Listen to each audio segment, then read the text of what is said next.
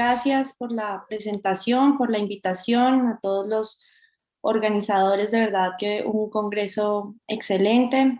Eh, vamos a hablar un poquito sobre migraña. Sé que han pasado varias charlas. Voy a tratar de ser muy puntual y si tienen alguna duda o pregunta, pues con mucho gusto las podemos resolver luego. Vamos a empezar, dame un segundo, listo, hablando de qué es la migraña, pero para entender esto necesitamos saber que existen más de 300 tipos de dolores de cabeza o de cefaleas en el mundo.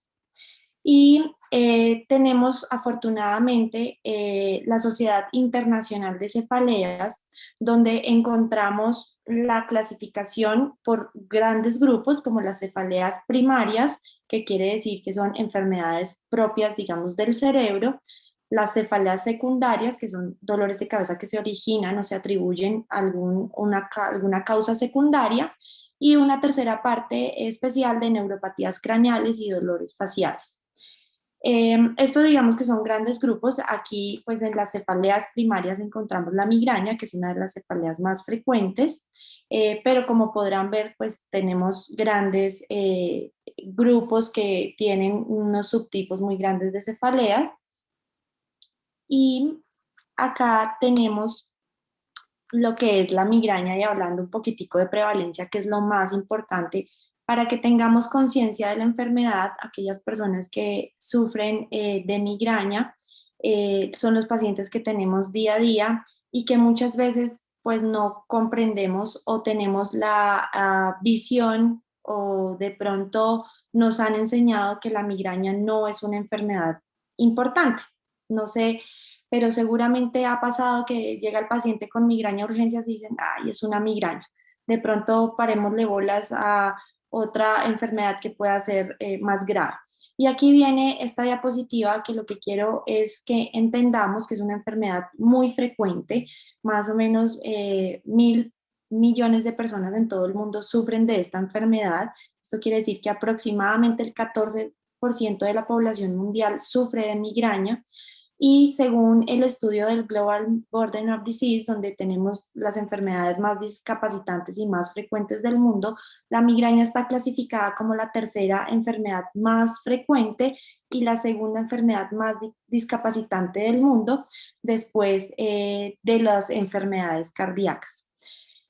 También es importante que sepamos cuál es la relación y que es más frecuente en mujeres que en hombres. La relación o la proporción que tenemos es 1 a 3, siendo más frecuente en las mujeres, menos frecuente en los hombres, pero esto no implica que si veamos pacientes con migraña hombres y que esto genere una discapacidad importante en esta población.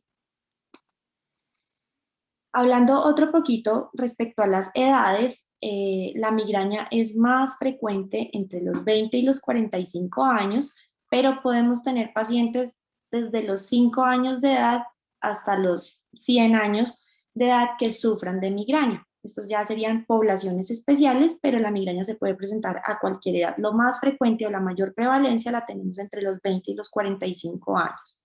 Y la discapacidad más alta está entre los 15 y 49 años. ¿Eso qué quiere decir?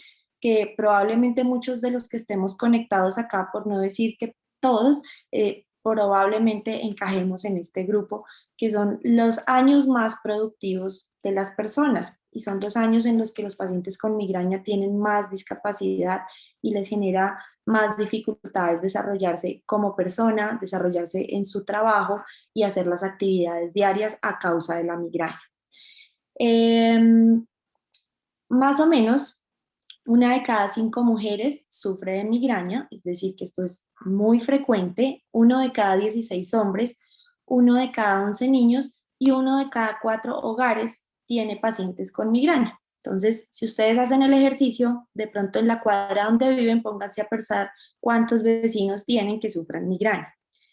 Y la discapacidad se genera no solamente en el momento del dolor, sino también interictal, o sea, en los episodios donde no hay dolor de cabeza, y también posictal. Todo depende, digamos, como el ciclo y todo lo que comprende la enfermedad, que lo vamos a hablar ahorita más adelante.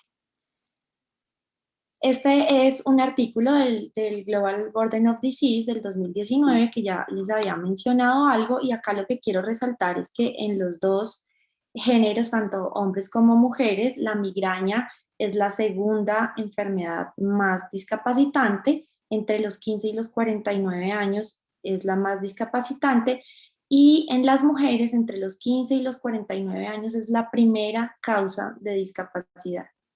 Discapacidad sí, a pesar de que no la veamos, la migraña es una enfermedad invisible pero presente. Esto quiero que lo tengan muy pendiente, porque nosotros vemos los pacientes normales.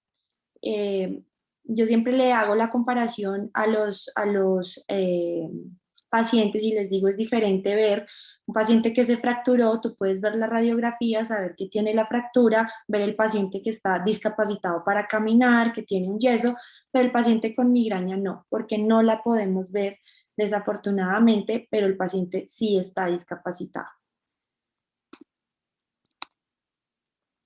Acá tenemos algo que vamos a hablar rápidamente. Si tienen dudas me pueden escribir, pues luego no hay ningún problema, pero voy a hablar un poquito sobre la fisiopatología de la migraña y qué es lo que genera este dolor tan discapacitante. Entonces, esta imagen lo resume todo. Este artículo, si quieren, se los puedo pasar también. Y todo inicia en la activación periférica, pues digamos, en la activación de los nociceptores de la vasculatura de las meninges, tanto dura madre como aracnoides y pía madre. Y esta inervación que tienen estos nociceptores de la vasculatura está compuesta por fibras C y fibras A delta, y estas fibras tienen o contienen unos neuropéptidos inflamatorios que son el CGRP y la sustancia P, de los más frecuentes, entre otros, y esto genera la activación de estos nociceptores, que puede ser activación mecánica, activación química o activación eléctrica. Genera la liberación de estos nociceptores y se desencadena todo lo que nosotros llamamos la vía trigémino-vascular. Esta vía trigémino-vascular, después de la activación, estos neuropéptidos van al ganglio trigeminal, que es la neurona de primer orden, luego van a la segunda neurona, que es el núcleo espinal del trigémino, y de ahí vienen todas las ramificaciones a terceras neuronas, que es en el tronco encefálico, que ya viene el compromiso de la sustancia gris periacueductal, el área parabraquial, compromiso hipotalámico, talámico, de todos los núcleos que tenemos acá señalados, y finalmente pues estas proyecciones van a la corteza, tanto motora, somatosensorial, ínsula, corteza visual, y de ahí es donde se explica la variedad de los síntomas de la migraña. Como les digo, pues no me voy a detener explicando cada uno, pero cada paciente es diferente. Entonces, todos habrán visto pacientes con migraña seguramente, y de pronto un paciente tiene náuseas cuando tiene el episodio de migraña, de pronto el otro tiene vómito,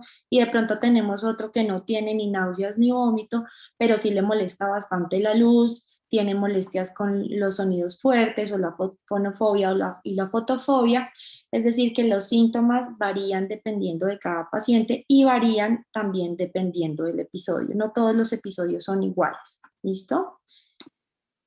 Acá tenemos dos teorías. Este es de un artículo español que también les puedo pasar, de por qué se activan la activación, digamos, del sistema trigeminovascular. Entonces hay una teoría que habla de la activación del locus coeruleus y el núcleo dorsal del RAFE durante el ataque de migraña, que esto lleva a la activación del sistema límbico y de la sustancia gris periacueductal, que fue algo de lo que hablamos ahora, que eso nos conduce también a dos acciones, y la onda de presión cortical. Esta activación del sistema trigeminovascular lleva, digamos, a dos grandes acciones, que son la conducción ortodrómica, donde hay o se transmite la información nociceptiva hacia el núcleo caudal del trigémino, tálamo y corteza somatosensitiva, que fue lo que les acabo de hablar, y la conducción antidrómica, donde hay una inflamación meningia estéril por la liberación de neuropéptidos vasoactivos. Acá están implicados la sustancia P, el CGRP, el péptido intestinal vasoactivo, la endotelina 3, el PACAP. Acá resalté un poquito el CGRP porque es lo que tenemos en terapias nuevas en migraña en el mundo, que son los anticuerpos monoclonales que van dirigidos específicamente contra el CGRP. Tanto como el péptido como el receptor tenemos ya opciones de medicamentos. Listo. Respecto a los criterios de migraña, esto es lo más importante, lo van a encontrar en la clasificación internacional de cefaleas. Esto es algo que deben tener presente, pueden entrar a la página desde cualquier lugar. No solamente van a encontrar la clasificación, los criterios y recomendaciones voy a quitar esto, y recomendaciones sobre el tratamiento, sino en la página de la Sociedad Internacional de Cefaleas también van a encontrar mucha información acerca de otros tipos de dolores de cabeza, educación, foros, charlas que pues les pueden servir bastante. Entonces, tenemos dos grandes grupos, la migraña clásica y la migraña con aura. Respecto a la migraña clásica, tenemos estos criterios diagnósticos. Entonces, al menos 5 episodios de dolor que cumplan los criterios B y D. El criterio B quiere decir que tengamos episodios de cefalea que duren entre 4 y 72 horas de duración, que no hayan sido tratados o que hayan sido tratados sin éxito, y que el dolor de cabeza presente al menos 2 de las siguientes 4 características, o que tenga localización unilateral, que sea de carácter pulsátil, el dolor sea intenso, de una intensidad moderada a grave o severa, y que empeore el dolor de cabeza con la actividad física usual. Y el criterio de que al menos tenga uno de los siguientes síntomas durante el episodio de dolor: náuseas y o vómito, o fotofobia y o fonofobia. Existe, digamos, una triada que es muy sensible. Casi que el 90% de los pacientes que tienen esta triada tienen un diagnóstico de migraña, y es que el paciente tenga náuseas, tenga fotofobia y tenga discapacidad con los ataques de dolor de cabeza. Ese paciente tiene un 90% de posibilidades de que sea una migraña su diagnóstico. Y la migraña con aura, entonces tenemos al menos 5 crisis que cumplan los criterios B y D, B y C. El B, que tengamos uno o más de los siguientes síntomas de aura que son completamente reversibles. Recuerden que ya lo que mencionó también en la charla de ACV, pues los síntomas no son reversibles cuando hay un infarto cerebral, pero cuando hay migraña sí deben ser reversibles. Tenemos síntomas de aura visuales, donde vienen los escotomas, los síntomas positivos o negativos, los destellos de luz. Los pacientes pueden ver luces centellantes, o síntomas negativos, dejan de ver, hacen hemianopsias. Usualmente estas auras deben durar entre 5 y 60 minutos, que es otro criterio que vamos a ver acá adelante. Síntomas sensitivos, síntomas de habla y lenguaje, motores, troncoencefálicos o retinianos. Y al menos 3 de las siguientes 6 características: que sea una propagación gradual de los síntomas en un periodo de 5 minutos, es decir, que empiecen leves y vayan aumentando, que se sucedan 2 o más síntomas de aura, y cada aura debe durar entre 5 y 60 minutos. Aquí hago la anotación que auras que duren más de 60 minutos se clasifican como auras prolongadas y requieren un estudio especial, porque estos pacientes tienen un mayor riesgo de tener infartos migrañosos, es decir, que el cerebro sí se puede infartar por un episodio de migraña, y tienen más riesgo los pacientes con aura que tengan auras prolongadas, es decir, mayor de 60 minutos. Al menos uno de los síntomas sea unilateral, uno de los síntomas sea positivo, y que la aura esté acompañada o sucedan los siguientes 60 minutos de la cefalea, y que no se atribuya obviamente pues a otro diagnóstico de la clasificación de las cefaleas. Acá tenemos como los subtipos o todo lo que se despliega en el capítulo de migraña, donde tenemos pues ya los subtipos de migraña, y pues puse acá esta obra de arte que es típica, que se llama El Grito, porque realmente para llegar a un diagnóstico correcto y adecuado pues tenemos que revisar todos estos diagnósticos y todos estos criterios para dar el diagnóstico adecuado al paciente y por consiguiente el tratamiento. Acá seguimos las complicaciones de la migraña, los infartos migrañosos, que acá lo tenemos clasificado también. Ustedes pueden leer ahí las clasificaciones y los criterios. Y pues ya hay estos otros tipos de migraña que usualmente son los diagnósticos que se pueden presentar en la migraña en niños. La migraña es una enfermedad que es persistente, es decir, que está todo el tiempo, pero que tiene ataques agudos. Entonces, lo que les decía, no solamente es el episodio de dolor, sino que es todo un arsenal de síntomas lo que engloba el diagnóstico de migraña. Acá es importante que sepan cómo lo clasificamos en términos de frecuencia. Tenemos la migraña episódica, que son pacientes que tienen menos de 15 días de dolor al mes y más de 4 episodios o más de 4 días de dolor al mes de migraña. Y crónica, cuando tenemos pacientes que tienen más de 15 días de dolor al mes, al menos en los últimos 3 meses.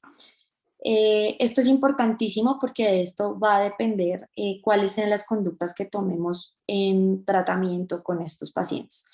¿Qué es importante de acá y que se lleven a casa? Que son reversibles, es decir, si yo tengo un paciente con migraña crónica, lo puedo revertir a migraña episódica y luego a una migraña muy infrecuente y que tenga pues un adecuado control de su enfermedad.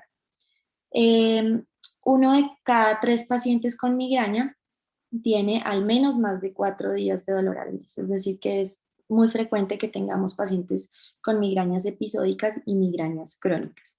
Hay que recordar que la migraña es una enfermedad que tiene varios eh, desencadenantes o varias explicaciones, digamos que aparte de lo que ya les comenté de la fisiopatología, tiene un trasfondo genético y tiene desencadenantes que pueden ayudar a que uno tenga más dolores de cabeza. A lo que voy es que no hay una cura, es decir, si tenemos al frente un paciente con migraña, no le podemos decir que lo vamos a curar y nunca más en su vida le va a doler la cabeza, pero sí lo podemos controlar adecuadamente, evitar las complicaciones y demás. Entonces, acá tenemos todo lo que implica la migraña. La migraña no es solamente el ataque agudo, que es lo que tenemos acá en rojo y los síntomas que se pueden presentar, sino que tenemos una fase que son los síntomas premonitorios, en el cual el paciente puede experimentar bostezos, puede experimentar fatiga, náuseas, cambios de humor, dolor cervical, antojos de alimentos, cambios en el ánimo. Es frecuente que los pacientes tengan también compromisos cognitivos, es decir, que se sientan limitados para pensar, para funcionar, no puedan hacer sus actividades usuales. Y estos síntomas premonitorios se pueden presentar desde 48 a 72 horas antes de experimentar el dolor. Entonces, esto ya es el inicio de lo que está haciendo un ataque de migraña. Entonces, no es solamente el día de la migraña, sino que puede venir desde 72 horas antes que empiecen a haber cambios cerebrales que expliquen pues, los síntomas que se pueden presentar.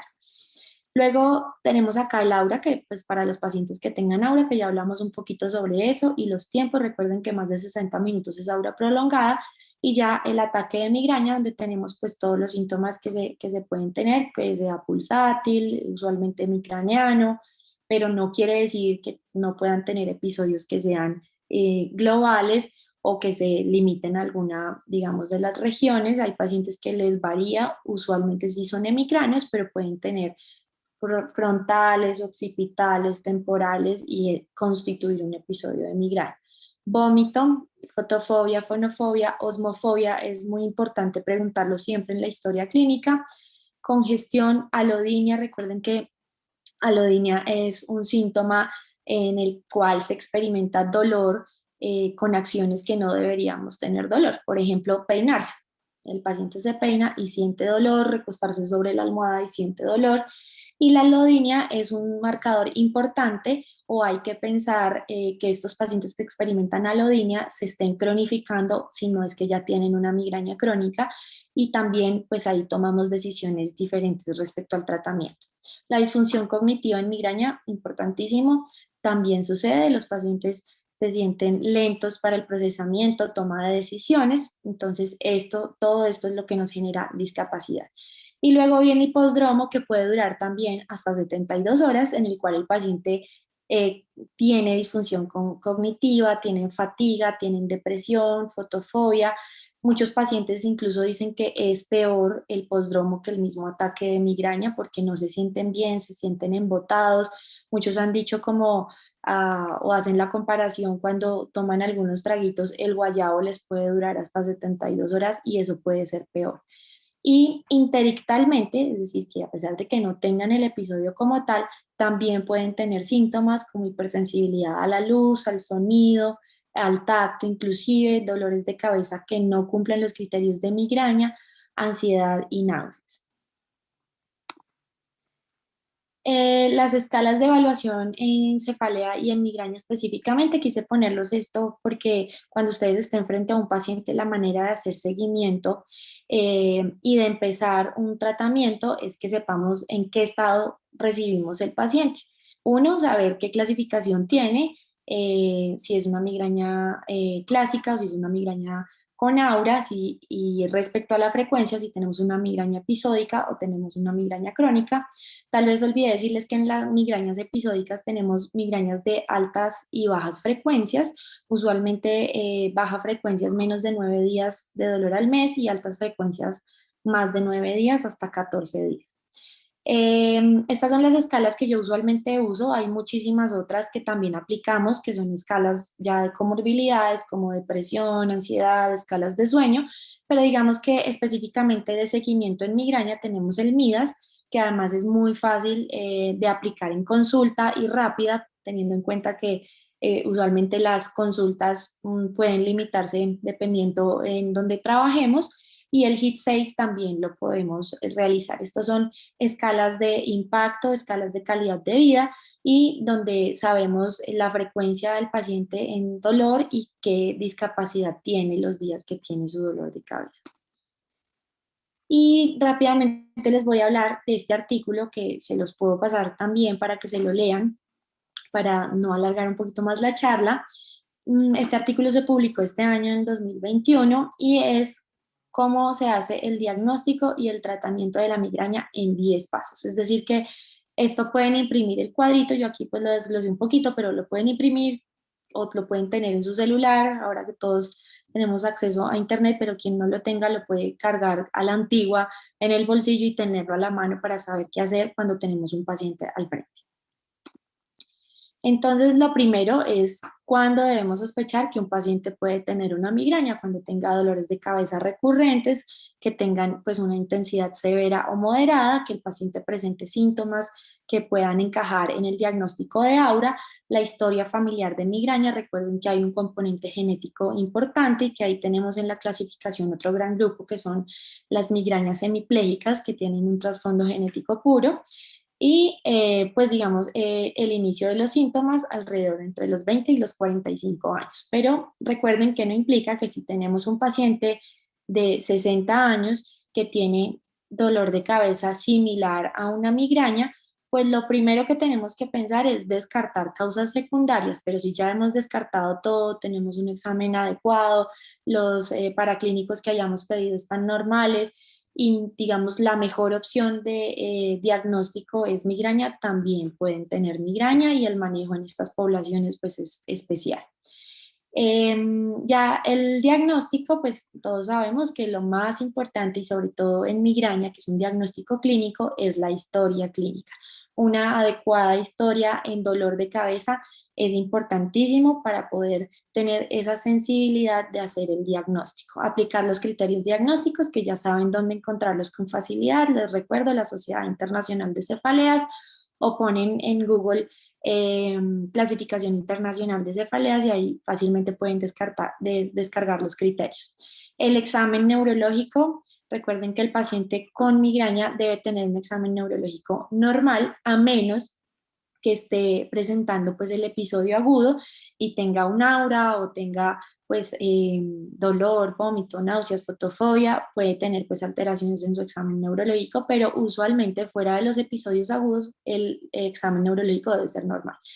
Y la imagen, lo que hacen de la recomendación en este artículo es pues utilizarla únicamente cuando sospechemos causas secundarias. Acá digamos que yo difiero un poquitico porque esto depende también la población que estemos examinando y el tipo de paciente. Muchas veces la ansiedad del paciente casi que obliga a que descartemos otras causas. Recuerden que la migraña puede ser un mímic de una causa secundaria, es decir, podemos tener pacientes con un tumor cerebral que tengan cefalea, que tenga características de migraña y en ese caso estamos pues obligados a descartarlo. Les digo esto de la ansiedad porque principalmente a mi consulta el paciente que llega a neurología siempre llega ansioso, nervioso, angustiado, porque lo primero que piensan todos los pacientes que van a neurología con dolor de cabeza es que tienen un tumor cerebral. No sé por qué, pero eso es lo que pasa frecuentemente en la consulta. Entonces, mostrar que su cerebro está sano, que no hay un tumor cerebral y que sí hay una enfermedad del cerebro, pero que ya es más de sustancias inflamatorias, pues ya esto, pues digamos, tranquiliza un poco más al paciente y podemos tener una buena explicación de la enfermedad y partir de aquí en adelante. El tercer paso es la educación. Esto es importantísimo, la comunicación con el paciente. Me pasa frecuentemente que los pacientes que llegan a mi consulta a veces tienen 10, 15 años de historia de dolor de cabeza y de diagnóstico de migraña y aún no saben de qué se trata la enfermedad. Lo más importante es que no solamente el médico conozca la enfermedad, sino que el paciente también sepa, porque así puede manejar muchísimo más fácil las complicaciones, entender por qué el dolor no se va a quitar de un momento a otro y tomar con mayor paciencia pues las recomendaciones que vayamos a hacer. El objetivo 4, pues ya debemos saber cuáles son el tratamiento agudo, que esto pues obviamente es muy general, en el artículo se explica mucho más específico para los que lo quieran leer. La primera línea de medicamentos siempre son pues los AINES. Recuerden que estos se deben utilizar con precaución en algunos pacientes. La segunda línea de medicamentos tenemos los triptanes. Y la tercera línea de medicamentos, pues por lo menos acá en Colombia no los tenemos aprobados todavía, que son los DITANS y los GEPANTES. En Estados Unidos sí ya se está utilizando. Y pues algunos tratamientos coadyuvantes, dependiendo de la sintomatología del paciente, es importantísimo en el episodio agudo la hidratación del paciente y el manejo de las náuseas. Recuerden en esta parte que los opioides no son una buena opción de manejo en paciente con dolor de cabeza porque pueden empeorar algunos síntomas como la náusea, el mareo, el vómito, entonces no se recomiendan. Pero sí es frecuente, por lo menos acá en nuestro país, que los pacientes llegan a urgencias y lo primero que hacen es ponerle un opioide y esto empeora muchísimo más pues su ataque de migraña. Ya los tratamientos preventivos, entonces tenemos primera línea, segunda línea y tercera línea. En primera línea tenemos los betabloqueadores, el topiramato y el candelsantar. De segunda línea la flunaricina, la amitriptilina y el ácido valproico. Y de tercera línea, algo de lo que les hablé al principio, que son los anticuerpos monoclonales, que son pues, los nuevos medicamentos. No sé si en Perú ya los tienen disponibles. En Colombia todavía en el momento tenemos dos disponibles, el erenumab y el galcanezumab.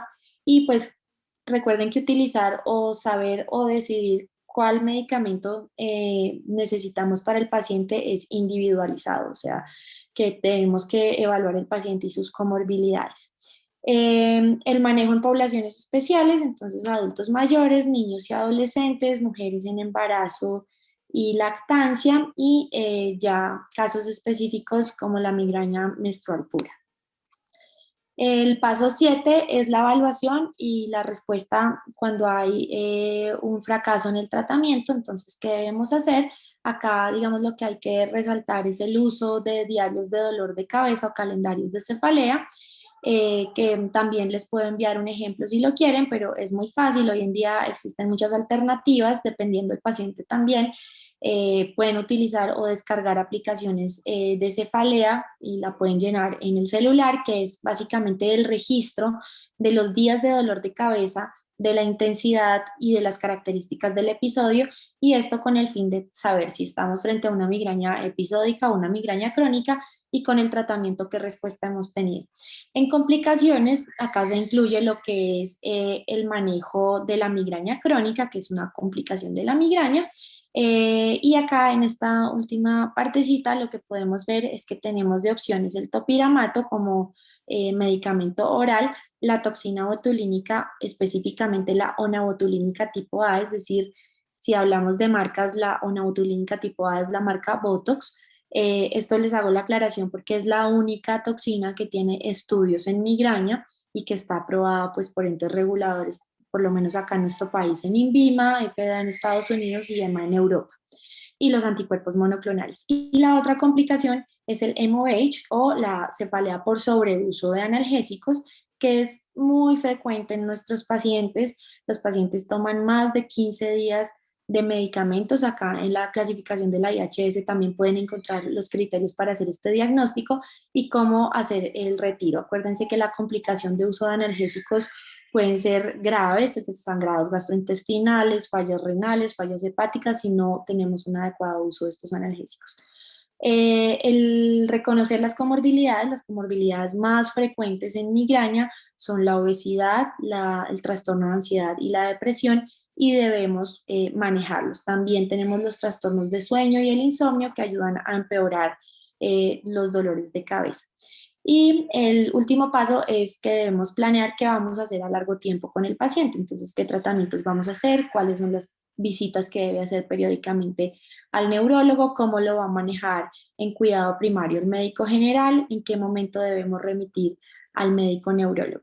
Recuerden que hay varios desencadenantes de migraña, es decir, que si yo no duermo bien puedo tener más riesgo de tener un episodio de migraña el siguiente día. Los cambios de clima, que son algo que no podemos modificar, usualmente las temperaturas altas, el calor hace que tengamos más dolores de cabeza.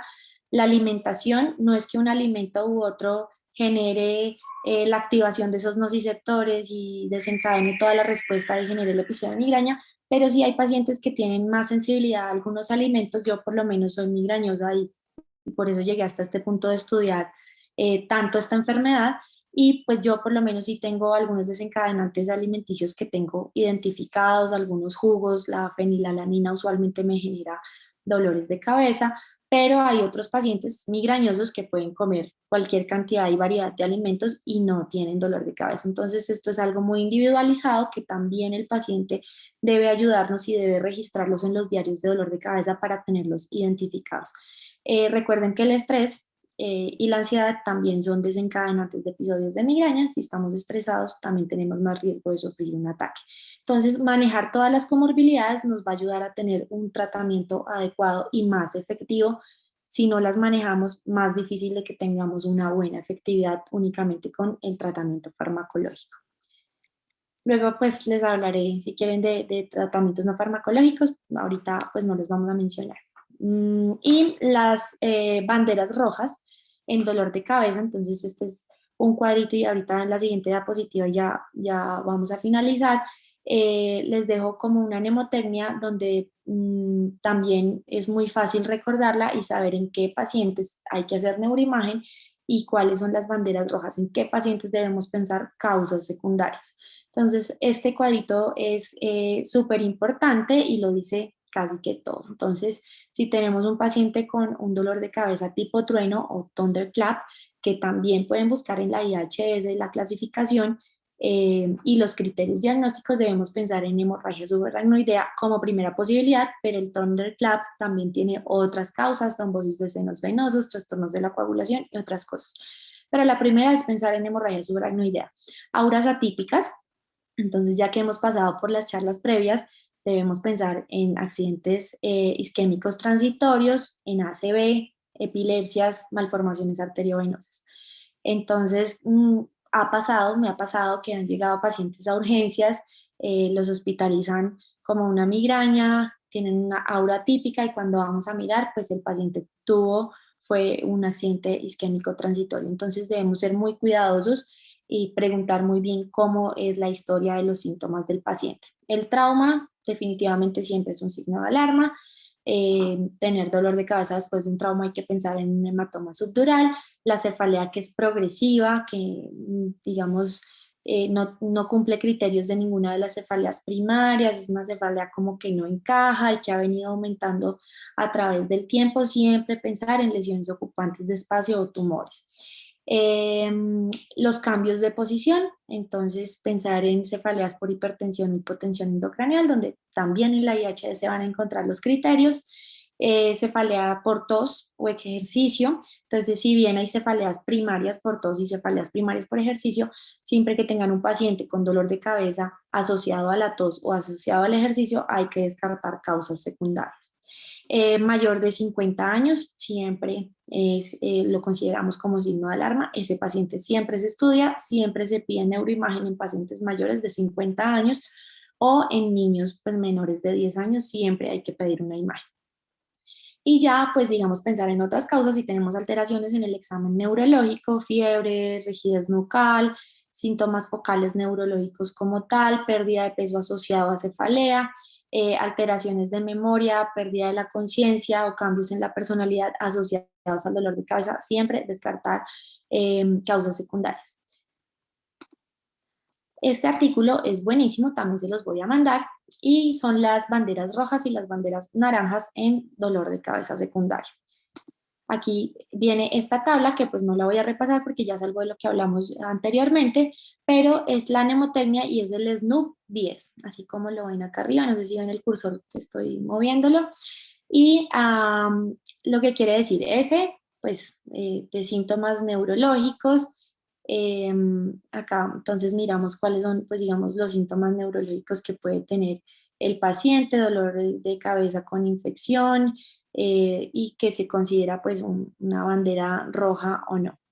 La O de onset, entonces el dolor, el inicio, digamos, después de los 50 años o en poblaciones especiales menores de 10 años, el inicio, el onset, entonces si es inicio abrupto o súbito, entonces usualmente la migraña empieza suave y va aumentando, es el paciente que dice me dio un dolor de cabeza rápido, repentino, ese paciente hay que considerarlo como un signo de alarma. Recuerden que esta cefalea tipo trueno de las que le hablé previamente es un dolor de cabeza repentino, usualmente aumenta en un minuto y el dolor de cabeza pasa. Usualmente estos pacientes llegan a urgencias sin dolor de cabeza y como ya dicen que ya no tienen dolor de cabeza y ya están bien, puede uno confundirse y darles egreso y el paciente tener una hemorragia subaracnoidea. Entonces tengan mucho ojo con la historia y siempre créanle al paciente que es lo más importante. El paciente siempre les va a decir la verdad. La P ya viene el P10, donde tenemos pues todas las opciones que debemos descartar, si el paciente tiene cefalea posicional, si tiene papiledema, el embarazo, el puerperio. Bueno, esto es simplemente para que supieran algo de lo que ya habíamos hablado en la tablita anterior, pero este también pues a mí me funciona muy bien cuando veo a un paciente, vuelvo y repaso el SNOOP 10 y ahí puedo saber si estamos enfrentándonos a una cefalea secundaria o no. Aquí les voy a poner el resto de la tablita. Cefalea con VIH, paciente inmunosuprimido, paciente con cáncer y dolor de cabeza, paciente con tratamientos inmunosupresores, artritis reumatoideas, pacientes con psoriasis, pacientes con uso de biológicos, siempre debemos pensar en dolores de cabeza secundarios cuando hay o se asocian pues estos tratamientos o estos diagnósticos a dolor de cabeza. Y finalmente les voy a dejar unos puntos clave para llevar a casa. Entonces, ¿qué es la migraña? Es una enfermedad del cerebro. ¿Qué tipo de cefalea es? Es una cefalea primaria. Tenemos dos grandes grupos, la episódica y la crónica respecto a frecuencias y la migraña sin aura o la migraña clásica y la migraña con aura, que debemos llevarnos para casa, cómo consultar los criterios de migraña para hacer un adecuado diagnóstico. El tratamiento siempre es individualizado. Recuerden el artículo de los 10 pasos de diagnóstico y tratamiento que va a ser clave en lo que vayan a hacer en su práctica clínica, que es una enfermedad que es frecuente, incapacitante y además es una enfermedad costosa para el sistema de salud y también nosotros como médicos estamos en la obligación de ayudar a nuestros sistemas de salud para que sean más sostenibles. Y es una enfermedad invisible pero que está presente. No vemos el paciente, no vemos la enfermedad, por fuera, pero el paciente sí la sufre y es una enfermedad muy incapacitante. Por último, no estigmaticen el paciente. Pasa que los pacientes lleguen a urgencias, es el paciente de la migraña, no tiene nada, o a la consulta, o los pacientes mismos ya a veces están acostumbrados y le dicen a uno, no, es que yo vengo porque tengo un dolor de cabeza de esos de los normales, cuando no es normal tener dolor de cabeza por más de 20 años y menos que les genere una discapacidad de este tamaño como lo que genera esta enfermedad. Finalmente, si les llega a pasar, si dicen no sé, no estoy seguro, no recuerdo, es un caso difícil porque a todos nos ha pasado en algún punto. Ustedes ahorita están estudiando medicina, pero créanme que van a seguir siendo estudiantes el resto de la vida porque en medicina estamos comprometidos a estarnos actualizando frecuentemente y a estar estudiando y siempre vamos a tener dudas, preguntas, siempre va a pasar el paciente difícil y si eso pasa, está bien pedir ayuda.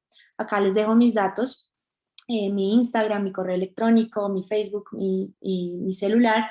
Si tienen alguna duda, quieren los artículos o simplemente tienen el paciente al frente y no saben qué hacer o no saben cuál es el mejor tratamiento, me pueden escribir con muchísimo gusto. Yo les respondo y les puedo ayudar para que juntos tengamos una mejor educación respecto a las patologías neurológicas, en este caso pues también migraña, y tengamos mayor conciencia de esta enfermedad y ayudemos a nuestros pacientes.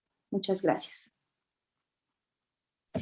Muchas gracias a usted, doctora Paula Cabanzo. Realmente ha sido una ponencia muy interesante y que se debe tomar tanta importancia como las demás exposiciones que se han dado y que se van a dar en este congreso. Realmente estamos muy agradecidos. Y bueno, tenemos dos espectadores que están levantando la mano. Primero es Jefferson García Melo. Por favor, Jefferson, si tienes alguna consulta a la doctora. Bien. Otra persona ha sido Cristian Silvestri. Bien, creo que ha sido una equivocación, doctora, disculpe la molestia. Tranquila. Tenemos una pregunta en YouTube que es, buenas noches, doctora, gracias por la charla tan completa. ¿Podría recomendarnos en qué pacientes está indicado el uso de erenumab o galcanezumab? Ok, entonces, bueno, estos son los anticuerpos monoclonales. Eh, bueno, se me olvidó de pronto decirles que para hablar de esta enfermedad podemos hacer un congreso completo y durar muchos días hablando sobre todo lo que engloba esta enfermedad. Pero a grandes rasgos, si tenemos un paciente con migraña episódica, lo que debemos hacer es usar medicamentos profilácticos orales, que son los que tenemos en el cuadrito de los 10 pasos. Por lo menos acá en Colombia, lo que tenemos en el consenso de la Asociación Colombiana de Neurología es que debemos utilizar al menos 3 medicamentos orales por un tiempo adecuado. El tiempo adecuado usualmente son 3 meses a 6 meses, dependiendo del paciente. Estos tratamientos profilácticos son medicamentos que se utilizan todos los días, no son medicamentos para el tratamiento agudo, recuerden muy bien eso, porque a veces si uno no le explica al paciente, el paciente llega diciéndole, ay, pero es que me tomé el topiramato y eso no me quitó el dolor de cabeza. No son medicamentos para el tratamiento agudo. Se deben tomar todos los días independiente si el paciente tiene o no tiene dolor de cabeza, por lo menos durante 3 meses.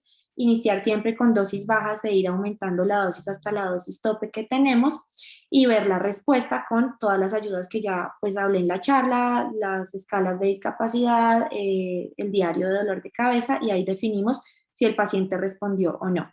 Al menos 3, es decir que lo que se sugiere es que por lo menos sean 3 de diferentes grupos farmacológicos para ver que tengamos una buena respuesta. Esto en migraña episódica.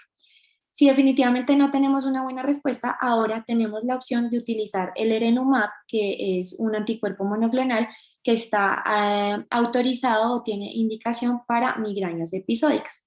Este medicamento es subcutáneo, se utiliza de manera mensual y por lo menos hasta ahora las indicaciones es que lo hagamos durante 3 meses y veamos la respuesta. Realmente, si leen los artículos, las tasas de respuesta son muy buenas con anticuerpos monoclonales, pero recuerden que esto tiene un algoritmo, o sea, no puede ser que el paciente llegue, no haya tenido ningún tratamiento, inmediatamente lo metamos a monoclonal. Y en migraña crónica, lo que debemos hacer es lo mismo, 3 medicamentos de diferentes grupos farmacológicos a dosis adecuadas en el tiempo adecuado, pero uno de estos medicamentos profilácticos debe ser la toxina botulínica. Si no tuvo respuesta a dos medicamentos orales y a la toxina botulínica, consideramos pues una falla en el tratamiento y el siguiente paso es utilizar el anticuerpo monoclonal, que en este caso el galcanezumab se puede utilizar tanto para migraña crónica como para migraña episódica.